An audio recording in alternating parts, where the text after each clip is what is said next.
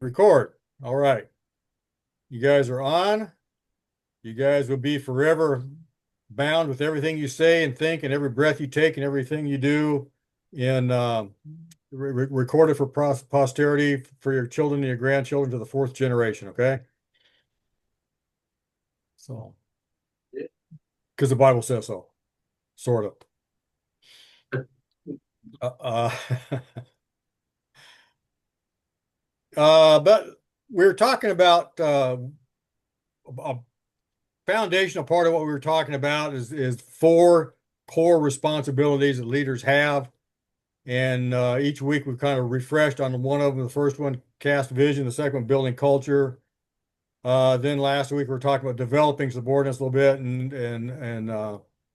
then this week I just want to remind us the fourth one is to communicate, and which is really important across cultures, diverse groups, or different cultural groups, or however we're different, makes it that much harder to communicate. Just like I had some problems with the blacks I worked with for a while until we kind of knocked that wall down that and then we could kind of get on, but we still had those kind of differences in how I grew up and how they grew up and how life worked for me and how life worked for them. And so working past that and getting through all that kind of stuff is very intentional. We really have to work hard at doing that. And it's very focused kind of an effort to communicate and differences and cultures and whatever other kinds of differences we'll talk about more today. It just makes it that much more of a challenge and that much more important for us to really focus on how we do it. Um, I saw this the other day and I thought it was kind of cute. The world is a cat. When you outline all the different land masses and the continents, it kind of looks like a cat according to this one. But the guy also added this to the bottom. So, uh, but when I saw that, the thing I thought about was how do you change that picture? Or in other words, how do you change the world? So how do we change the world? I'm making your bed if you want to change the.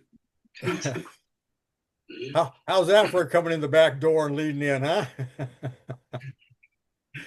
I snuck that one in, didn't I? You change the world by making your bed because what's next? While you're making it, and we've talked about this from a lot of different angles. Even we haven't talked about it as being the fur ball at the bottom of the world, but still, I thought it was cute. Uh, but you start working while you're making your bed, you start working on the things of the day. You start setting your day in order before you ever get started doing things. You're putting life in order. And instead of starting cold turkey, what do I do now? You kind of hit the ground running and moving on. So, um, but kind of want to continue some with what we started on last week on cultures and different some cultural issues, the cultural differences, and uh, culture is kind of like the personality of a society. It guides how they act, and as you were talking a while ago about how different cultural groups bring different things together, is because of the backgrounds they have and the way the world makes sense to them can kind of help expand what I do and how I think about things. It describes the atmosphere of a society. If you travel in different countries, then you find a little bit of a different atmosphere here and there. And it's not something you can see and touch. There are parts that you can see and touch, like architecture and things like that, but the atmosphere you really can't, but you can sense it. My wife, when she was in high school, graduate high school, she took a trip across Europe, and she said there were some cities they went to there was just a darkness over the city that she just could hardly put up with. She really didn't like being there. Um, Another thing culture does, it gives us values. There are certain things that different cultures value as more and less important. And it doesn't mean that they're good or bad. It means they're just different.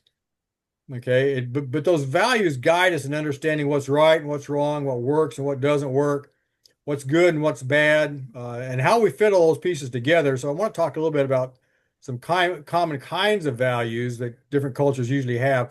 But if we understand these, then we can kind of as we're working with people in different cultures, we have a little bit of a picture on why they're thinking and talking and acting the way they do.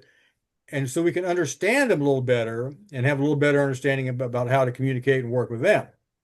So that's the point of this, is to try to reach out a little bit and kind of reach across the boundaries, just like the motorcycle guy, kind of understanding the issue and how it strikes some people a little differently from others.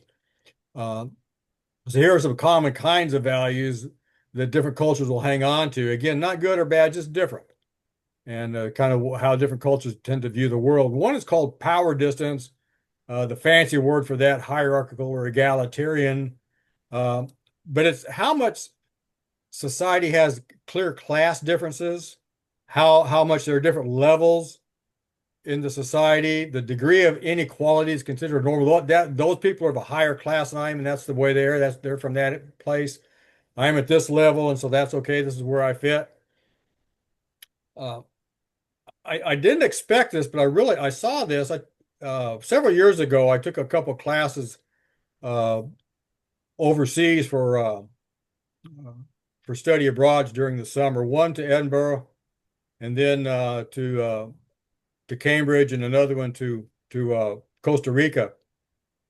But when we were in Cambridge, we were meeting, and one of the colleges had some rooms they'd rented to the students for dorms, and we were meeting in a sort of a common area, in a common room, a sort of a little rec center they had there. There was some pool table stuff and a little snack bar, and down below was the room we met in. But I would get there, and after class, I'd be waiting for my family to come. They'd come meet me there. We'd go get a bite of lunch and kind of wander around the town for a little bit in the afternoons. And so I was talking with the woman who was working at the little snack bar there, and very polite and so on. But she asked what we had done over the weekend, and I told her we'd driven over to a little town on the Channel Coast, and kind of poked around there a little bit, had a really good time, and had a meal at a pub. And I found out that the only decent food in England was in the pubs, and we had because I had kids, we had to go before 5 o'clock because they closed the kids after that. So we'd gone to a pub and had a little bite to eat and stuff like that. And she just kind of looked at me and said, "Oh, I'd never go there."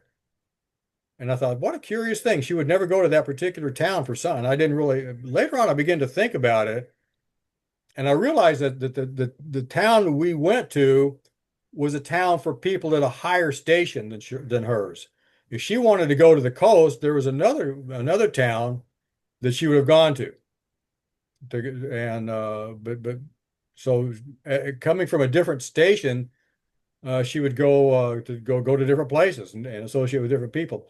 And then it struck me the college had a porter at the gate. Again, a very polite guy, and so he's kind of monitoring things. And they had all the mailboxes were there at the gate, and so he kind of managed all that, and the traffic coming in and out would check and make sure that you had the proper credentials and could to get access into that college. And some of them were open. This one was not so much. But I'd stop and talk with him a little bit, and he was again very polite, but at a very surface level. And if I got past very, very surface level, hi, how are you? How's the family? Uh, and anything about his own history or about personal things about his family, that was the end of the conversation. And I thought, I don't really understand at the beginning why he wouldn't converse with me about stuff. And then I realized, again, it was a power distance thing. In his mind, I was a professor and he was a porter. And so we didn't communicate at a personal level across those layers. And I thought, okay, now I understand. And then I began to understand how to connect with people at different levels, because with who came from. And I didn't expect, honestly, didn't realize England had that level of stratification to it. Uh, and honestly, my own personal background would have been more in line with his than as at a higher station from his, but I wasn't going to get into that conversation with him. Uh, but anyway, and again, when you go to Costa Rica, much less of that. They're much more egalitarian, much more uh, up and down. People are across different levels are just fine. They don't have any problems with people going up and down. They certainly had the poor levels and the slums and some of the worst slums that I'd ever seen in Costa Rica. Uh, Little side story there. A fellow I know was working in some of the slums, sharing the gospel and working with the slums and so forth. And actually, some of the slums he worked in, his goal was to get rid of them, and they're totally gone. He was very successful in closing down slums and finding viable homes and places for several thousands of people to live. So it was a huge kingdom win for him. A real testimony for God's working through him. But um, but still, the idea of moving up and down in social ranks was really not a problem in Costa Rica, whereas there were some barriers to work through in England. But again, for some people, it's just considered normal. That's the way life is. This is where I fit, and I'm happy. I'm happy with where I fit. Um, and so they're going to be content with their station, and because they're comfortable with that. And we like to be where we're comfortable. If we try to get outside those boundaries, and we get a little uncomfortable. Another one is individualism and collectivism. We talked about this. This is kind of the backdrop of the motorcycle story. How much people act on their own as part of a group. What it really is about is, who am I? Who am I? Am I the individual that you see, the human being that's covered by my skin? Does that define me? In the United States, that's pretty well the way we see it. I am what you see. In collectivistic societies, cultures, the picture is more of, I am a member of a larger group. I'm a member of a family. And I'm not who I am without my family. And my family is really not what they are without me. And so you really can't pull me and my family apart. And the first time I really confronted this issue head on was in grad school. There was a woman from a couple international students there. One was from the Philippines, and the other from Beijing. And so we were kind of chatting, several of us, and one person asked the woman from the Philippines, um, and if you know much of the history of the Philippines, they had a dictator there several years ago, Ferdinand Marcos, who was very abusive kind of guy, and the police, a very strong-armed dictator. When they finally kind of threw him out of his castle, they found his wife had 3,000 pairs of shoes in her closet. So just living an opulent life while people outside, right outside the walls of their little castle, were living in dire poverty. Uh, but it was common knowledge, sort of, that the police, it was really a police state, and the police acted with impunity. They could do whatever they want to, and nobody would ever call them to task. They were never accountable for anything they did. And so somebody asked this woman, how did you guys put up with the abuses of the police during the Marcos regime? And she just looked at him and said, we had food. And all the Americans, their mouths kind of dropped open. What are you talking about? We had food. But I noticed the woman from China, I could see her kind of gently nodding her head. She understood exactly what she was talking about. But then the Filipino lady just began to describe, before Marcos, the whole economy was in such turmoil that you never knew from day to day whether there was going to be groceries in the store or not. You never knew whether you're going to have food on your table that day or not. It was a day-to-day existence, and you didn't know if people with some of the tribes are going to come out of the mountains and raid your town and kill a lot of folks and stuff like that. But Marcos came and set order to the society, and getting beaten and robbed by the police now and then was just sort of a tax you paid, and that's kind of the way life worked. And I also know that her younger brother was walking home from work one day, had just gotten paid, and had all his earnings in his pocket, and police robbed him and stole everything he had. So all his work for the last week or two was gone. But that was just something you accepted as part of the price of having order and structure, which is sort of a subsistence economy kind of a thing. And so when you find a lot of poor places like China, um, a lot of India, Southeast Asia, much of Africa, they're very collectivistic, but also they're in a subsistence economy where they're comfortable with their station in life, but they will still work together and pull together as families to do that. So who am I? But another little the woman from China, her husband had an offer.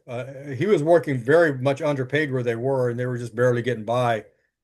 At the in the city where the school was, her husband offered a very well-paying position at another university, and they were talking about transferring to the other university. She would transfer her credits and finish her degree at the other school, and so but the first thing she did was called her father in China to talk with him. And I thought it's kind of funny. People in the United States would say they would get together and talk it over maybe with their spouses, sometimes make the individual and announce it to their spouses, make the decision and announce it. But usually the spouses will come together and they'll come to a decision and then announce that to the family. This is what we're doing.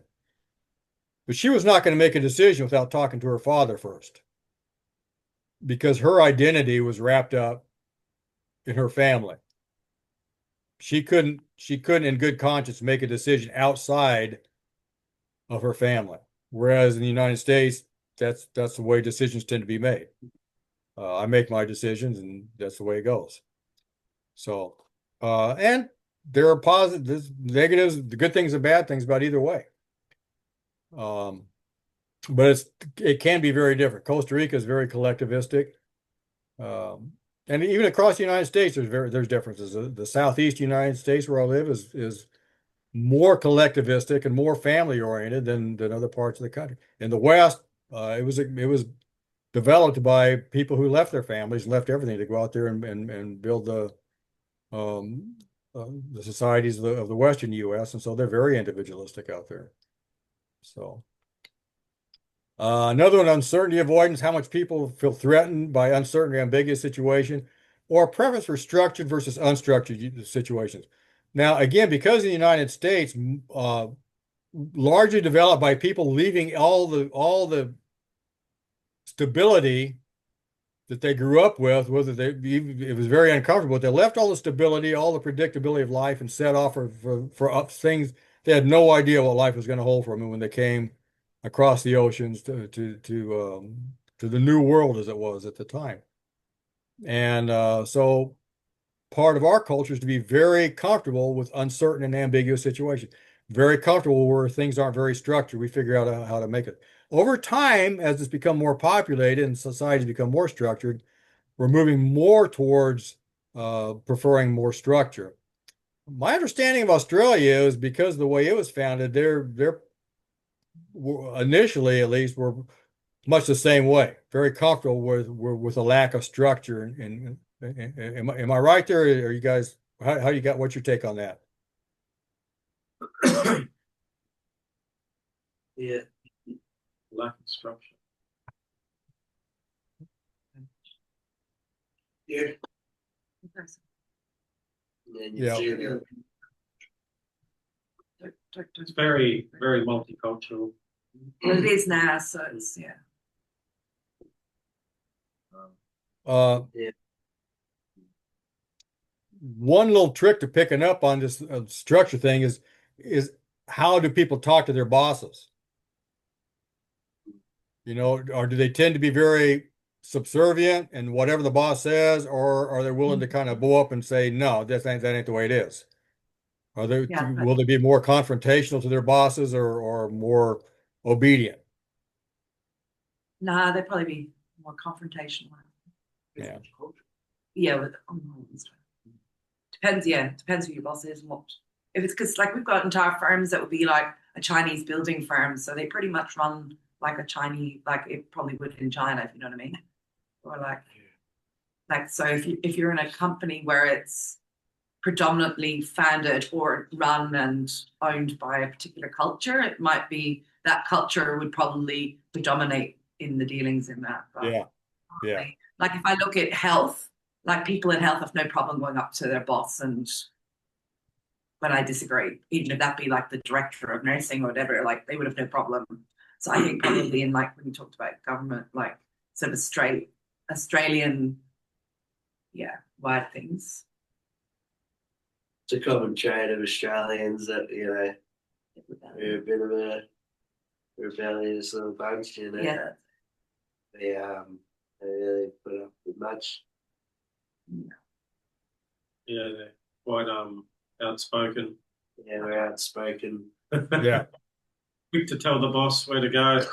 Yeah. From what Yeah. I'm saying. Yes.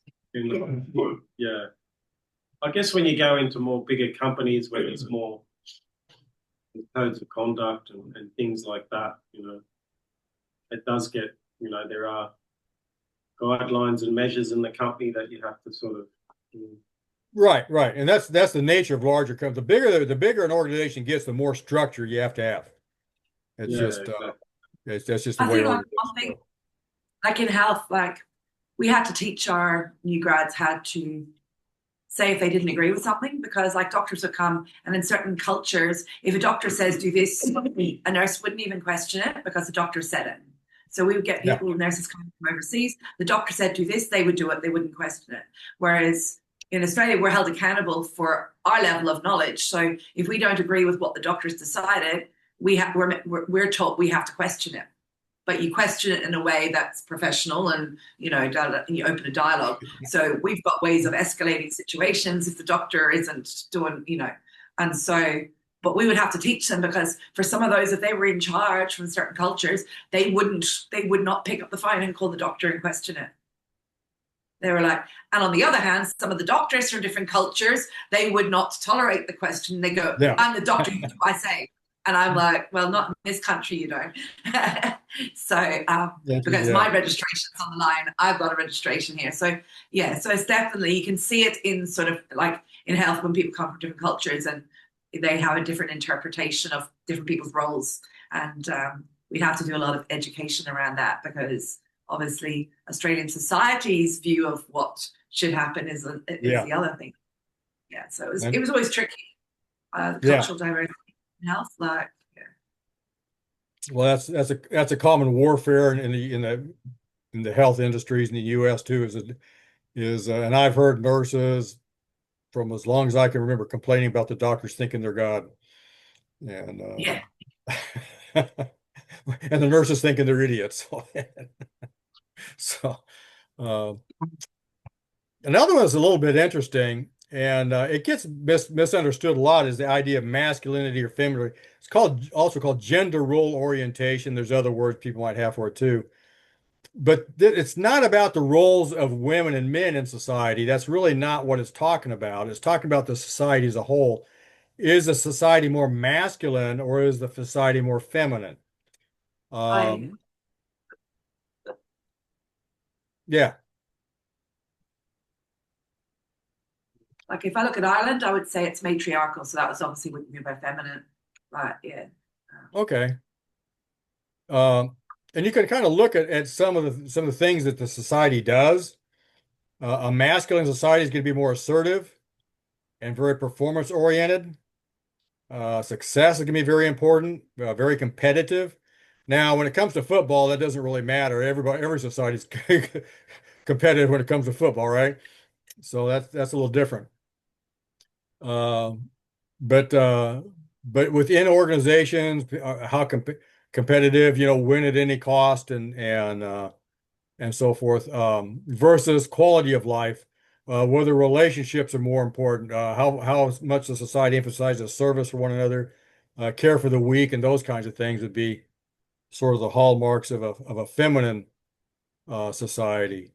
But again, it's not about gender roles. It's not about what women and men do. It's about the nature of the culture of the society as a whole.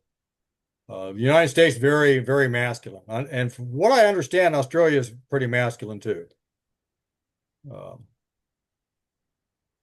uh, Germany tends to be pretty masculine. I'm not really sure about some of the other ones in Europe. Some of the Caribbean countries, Italy and Spain would be a little less so, a little more on the feminine side, but I'd say most of the Mediterranean countries are probably fairly feminine. yeah. So, but again, it's just a way of understanding why some people may be more aggressive in their outlook on things, and some people more accommodating and let's take care of these people. These people matter too, and so Again, not good or bad, just different. Because both are important. I mean, there's times to rise up and bow up and be like David and Goliath, and there's times to be like David praying for his kids, and David being accommodating to his son that turned his back on him. So uh, there's a place for all those kinds of things. Uh, and the last one I want to talk about is just tightness and looseness. And this is just how much deviation is okay. How much can you break social norms and get by with it, or how much, if you break social norms, you really get in trouble. Many Muslim societies are very, very tight. If you break the social norms, you die. Um, Others not so much. Hallelujah. Straight out of True. Steal a bread. We're probably pretty loose. Would you say we're loose? They're pretty loose. Yeah. Yeah. Thanks, Shippin. Bit my, loose. my, my impressions of Australia are pretty loose. Yeah, yeah. Or very loose, if it was my impression. Not pretty loose, very loose. Um, Now there are Somewhere maybe, like yeah, go But there'd ahead. be varieties. Yeah, that Yeah. might be a bit. Iran would probably be more tight, wouldn't it? Yeah, Not enforce the law, you break it. Oh, there goes your hand. Yeah. It's not even a, it's like, yeah, it's just, You lie, there goes your tongue. Serious consequences. yeah, yeah, and sometimes it's really horrific. The kinds of things for the punishment for breaking the cultural norms can be really, really oh devastating. yeah. Uh, I think also like there might be like a difference in cultural status depending on whether it's like an urban environment, like even within a country. I think sometimes the urban environments tend to be looser and the rural areas tend to be tighter. Like, because I know like in Holland, people go, oh yeah, Amsterdam, anything goes, but I lived in the middle of the country in Holland, and it was a very tight, like, this is what we do. It was, like Dutch reformed and very culturally tight.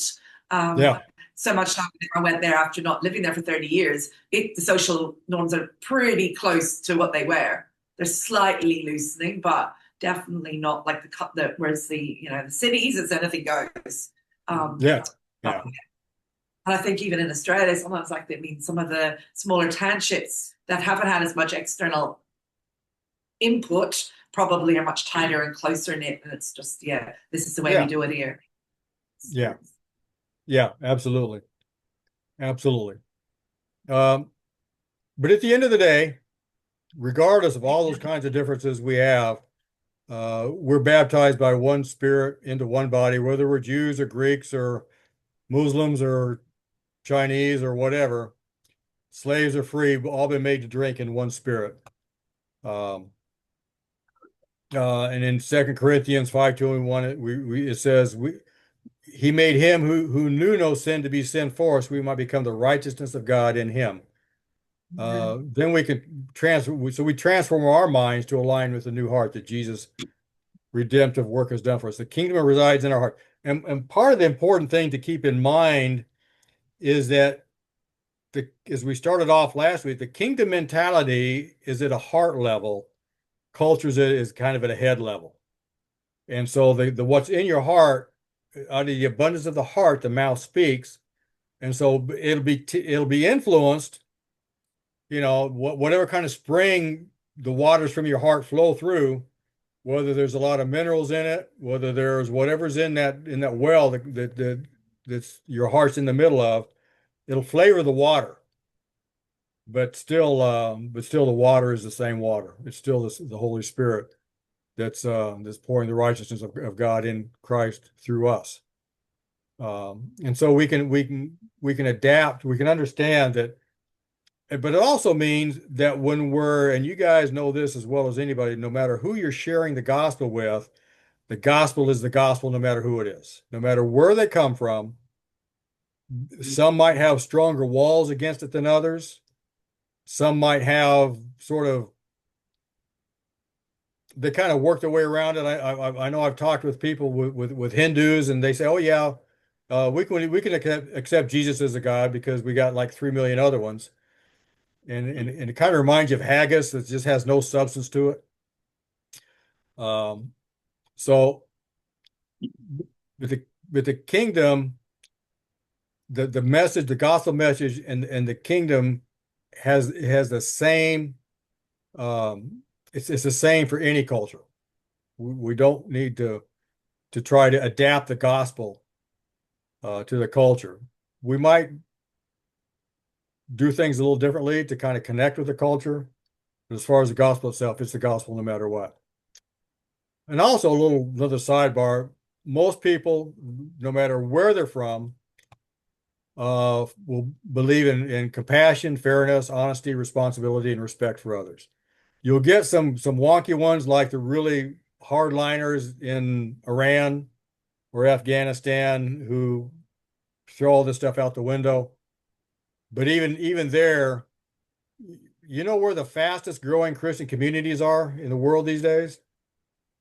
Middle East. Iran and Indonesia, or is another one.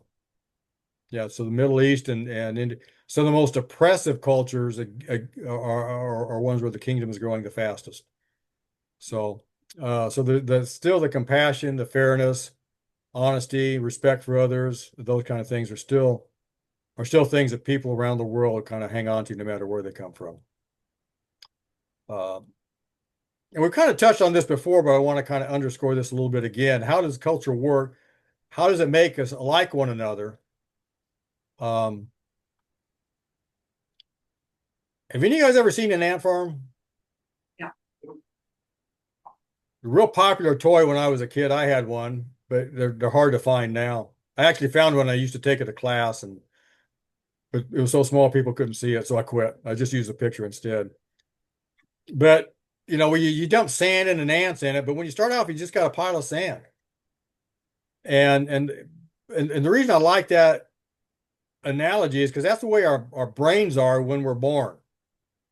You know, there's not much there. It's kind of like a pile of sand between our ears. There's no structure to it. We've got a couple instinctual responses. You know, when we get uncomfortable, we make noise and stuff. But that's really it.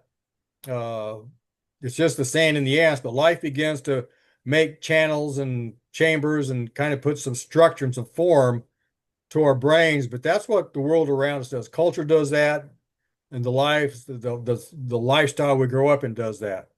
We start off with just a few instinctive responses, like uh, again, we get uncomfortable, we make noise. Our eyes follow things around to begin to learn, and so forth. But that's really about it. Even if people talk about the fear of falling.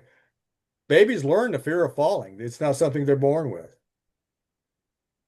So we keep picking up stuff as things happen over and over and over again.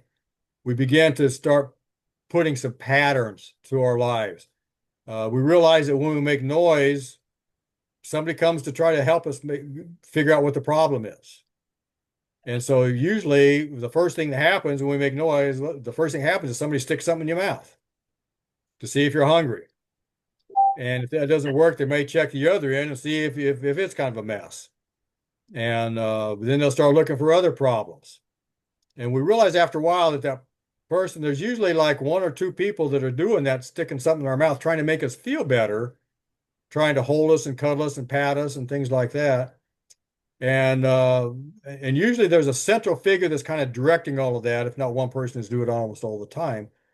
And then we start hearing a sound attached to that. We recognize the sound. Then over time, we realize that there's a specific word that goes along with it. We know the tone of the sound, we know the different voices, but after a while, we understand when that certain voice keeps saying mom or mommy or mama, and we start attaching that. And then we understand what mom is. And we learn what mom is because of what our mom did for us. And for most of us, mom is a very warm, comforting, happy, kind of fuzzy feeling. For some people, mom is a terrifying feeling because their moms terrified them. And so mom, while we all have the same dictionary definition of it, each person has a different personal understanding of mom. But we all, throughout our lives, we add things to it. Mom we cuddle, warm, and then feeding, and then changing, and then housekeeping, and then taking care of other kids, and then a connection with dad, and then we fill our whole brain with things about what mom is.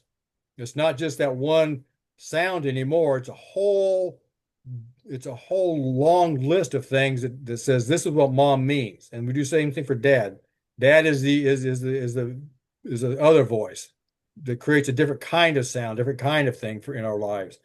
And so we begin to figure out what dad is. Then we figure out what we do is that idea of mom and dad become different categories in our brain.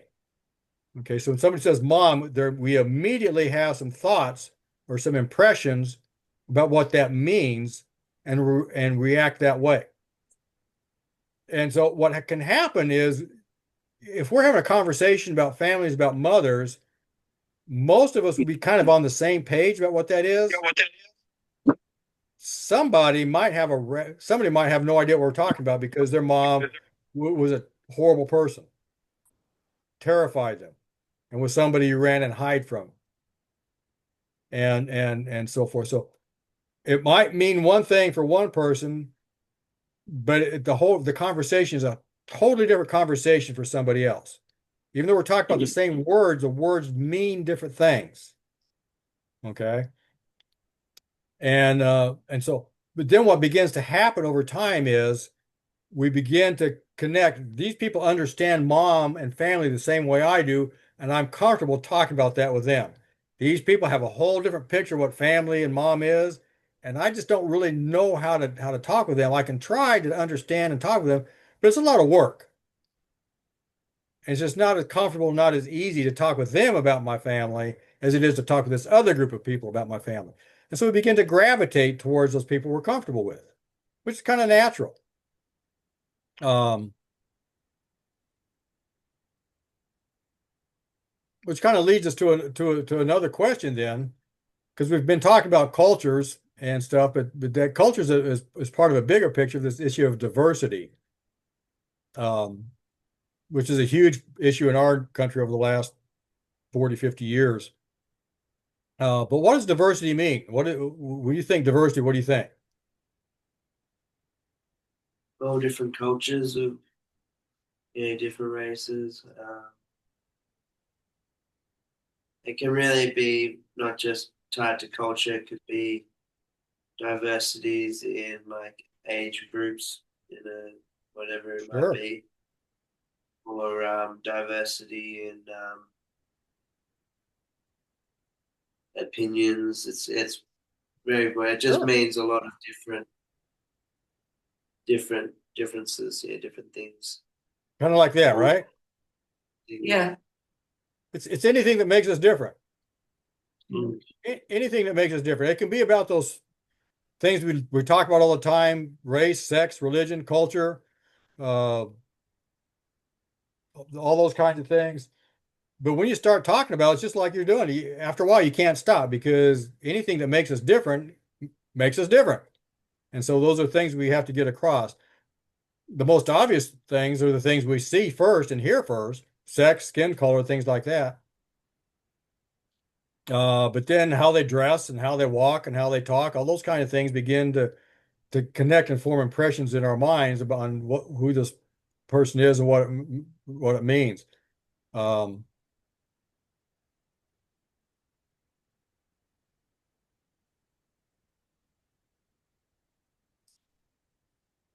we go back to this other old saying, birds of a feather flock together, because people that are more likely like one another tend to see things similar way, understand each other, and kind of get along better together. The more different we are, the more uncomfortable we get. We may not be upset, but still not as much at ease. It's more work to hang out with people we don't understand so much.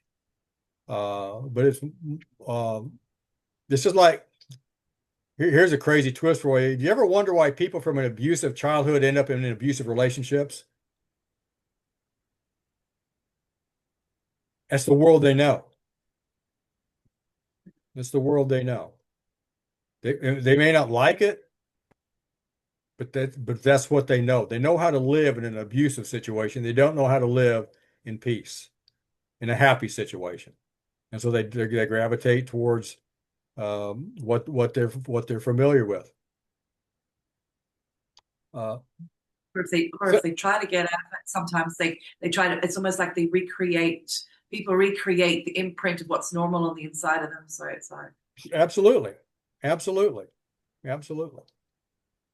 An interesting thing to do is when you get in a large, if you ever go for example, where there's a large group, if it's a conference or a large meeting of some kind, and see people starting to come in, and just watch them for a while, you'll see after a while people will start gravitating, start moving towards people that are like them.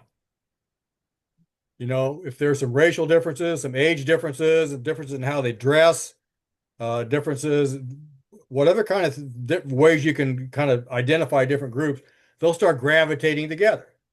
And you kind of look at it, isn't this funny? They don't start talking to people, the people at the door. They'll go through the door and just start moving towards people that they look like, and things like that. You know, at the beginning, it can look like a supreme pizza with everything scattered all over the place. But after a while, then all the ingredients kind of form their own little piles here and there, which is natural. There's nothing wrong with doing that. It's really kind of natural, but that's kind of the way it works for everyday kind of getting along. Some of the things we talked about, what diversity is, all these kinds of things, personality, age, size, SES is socioeconomic status, and just about anything else.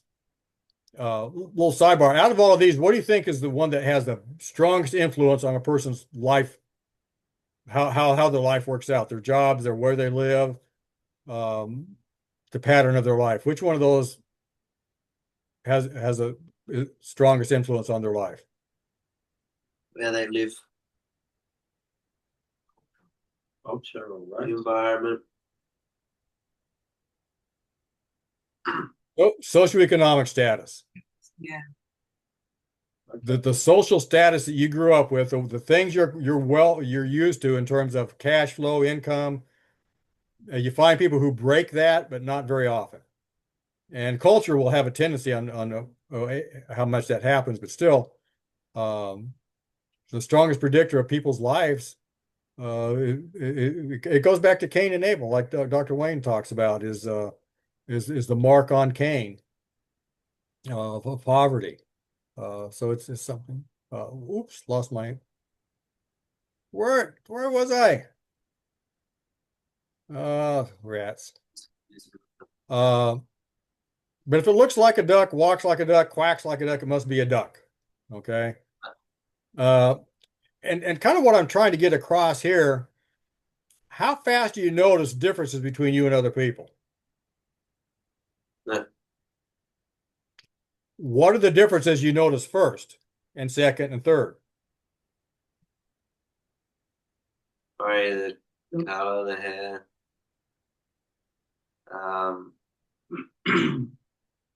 Yeah. Race, sex, right? Yeah. And then other things after that. The first time you meet somebody, suppose you go to work in another city, and somebody introduces you to somebody in that city that you're working with, going to be working with. What's the first question you ask somebody? Where are you from? Where are you from? That's usually the second one. The first one is, What's your name? what's your name? Yeah. What's your name? Where are you from? What's the third question? How old are you? No. John quietly in the background says, "Are you single?" um, Third question is usually, what do you do? What's your name? Where are you from? What do you do? Okay. What's your name so I can talk to you? And it's polite. Second thing is where are you from? Why do you want to know that? Because you're trying to fit them into a pattern. Exactly. Exactly. You're trying to fit them into a pattern, trying to figure out how you're going to slot that individual, it's a starting point for a relationship, for communicating, But in your brain, you're trying to say, I know people from Brisbane are like this. Okay. I know people from Perth are like that. You know, Yeah. I know people from the States or lost cause, whatever. But what we're doing is we're trying to slot people. Okay. We're trying to label people, actually, which is not really a bad thing because we don't do that. We can't start. We can't relate to people. We don't have somewhere to start, right?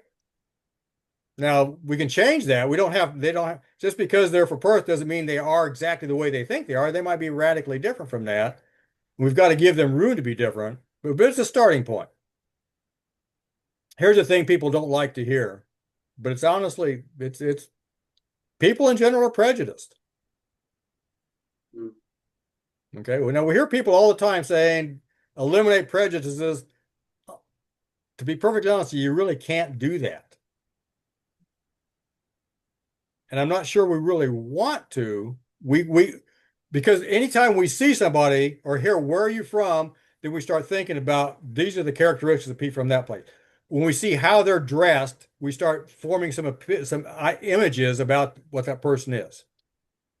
Okay. Now, if we lock into that and don't let that change, that's a problem. Right? But we got to start from somewhere. And to some degree, it kind of gives us some guidance on where to start. When we see somebody, and I'm going to kind of stretch myself a little bit here, but if you're out on the street and you walk up to somebody who is very poorly taken care of, who smells bad, whose clothes are a mess, do you form opinions about that person? Or some initial impressions or ideas?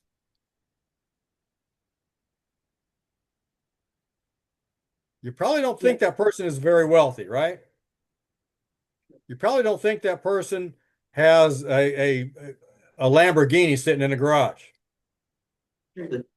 Okay. You start forming some impressions.